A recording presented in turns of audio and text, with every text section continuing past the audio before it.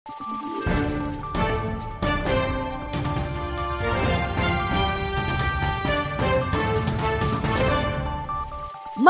araw, Pilipinas! Ito ang Valiente News hatid sa inyo ng Office of the Vice President.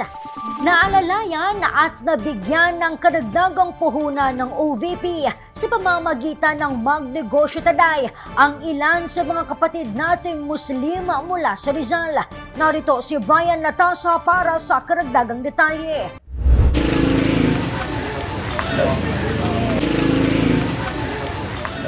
Binisita ng mga kawani ng tanggapan ng pangalawang Pangulo kamakailan ang isa sa managing benepisyaryo ng Magnegosyo Taday program sa Cainta Rizal na si Janeza Jalal.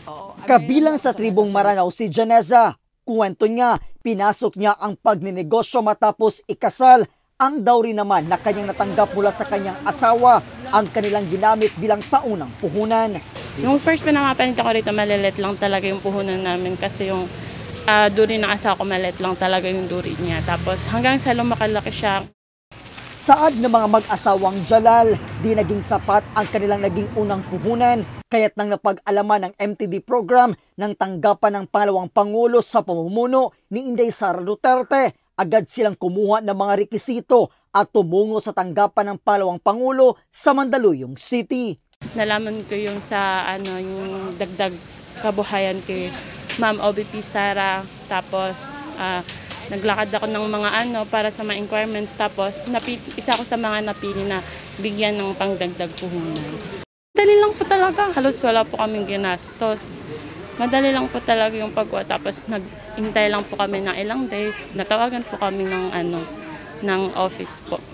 Ang mag-asawang Jalal ay nahandugan ng 15,000 pesos bilang livelihood grant ng tanggapan ng pangalawang Pangulo noong nakaraang taon. Pinili ko po talaga is yung matagal na rin nakalista sa akin ng mga hinahanap ng mga consumer ko. Yun po yung mga binili ko na mga kulang sa akin. Yun po hanggang sa namili na po ako ng mga lumaki-laki na po talaga siya. Naabutan po ito nung nag-interview sa akin si Ma'am Lizelle, malit lang po talaga yung stock ko hanggang sa, ngayon po, bumalik po siya. Malaki na po yung stock ko. Saad ni Janeza, malaking tulong ang Magnegosyo Taday program, lalo na sa makatulad niyang nagsisimula pa lang na magnegosyo.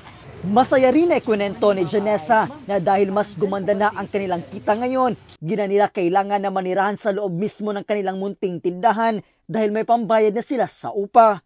Malaking tulong po talaga yung ginawa ni Vice President kasi katulad po namin, pag malit lang po talaga yung puhunan, mahirap po talaga lumago.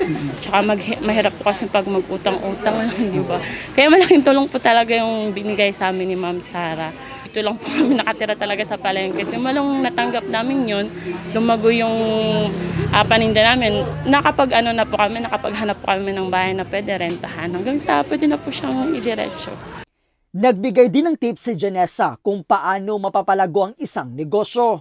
Pinakamalaking sekreto dyan, magtitipid po.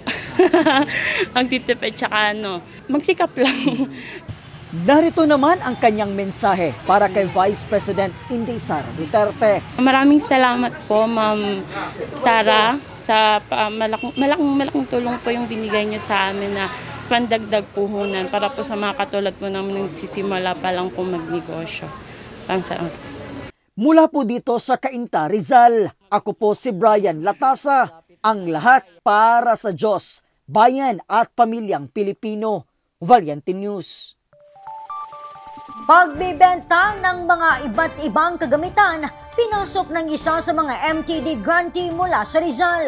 Yan at marami pang mga balita ang dapat abangan dito lamang sa Valiente News. Ako si Claudette Loreto para sa makabuluhan, naninindigan at matapang na mga ulat at impormasyon. Maraming salamat.